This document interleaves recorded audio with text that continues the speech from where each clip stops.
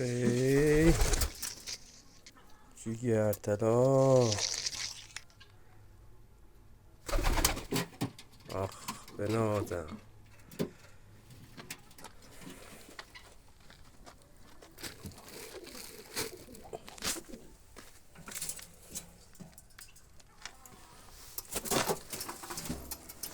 آخ جیگرشون.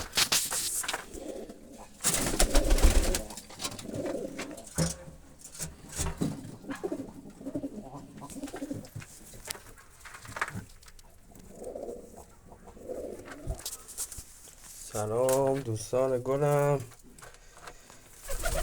بچه ها، من 20 سال انتظار کشیدم تا بتونم یه موقعیت گیر بیارم، یک کفتروی جیگر طلا رو جمع کنم. هیچ وقت موقعیتش رو نداشتم. الان یه موقعیتی پیش اومده که میتونم کفتر نگه دارم و خیلی لذت بخشه. بعد 20 سال انتظار تونستم این جیگری ها رو جمع کنم اینجا. من همیشه عاشق کفتر بودم بچه ها، ولی خب واقعا هیچ اطلاعاتی نسبت به کفتر ندارم.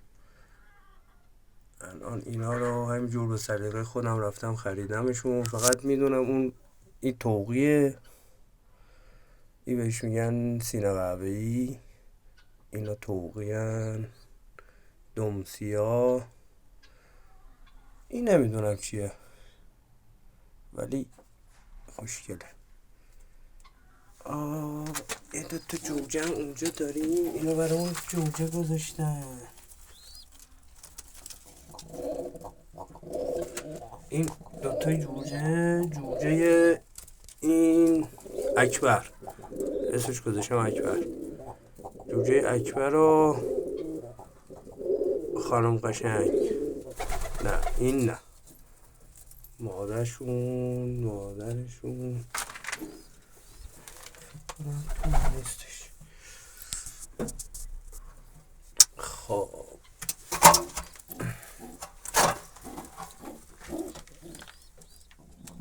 جیجر تو هم تخ گذاشتی؟ او تخ داره، فکر کنم یه 10 روزی هست رو تخم خوابیده. این بچه ها این مادشه، این سینه قهوه ماده اینه. من راستیتش هیچ اطلاعاتی آنچنانی در مورد کفتر ندارم، ولی همیشه عاشق کفتر بودم. همینجور رو سلیقه خودم اینو جفت این سینه قهوه‌ای زدم. نمیدونم رو جاش چی بشه. اوه جیگر.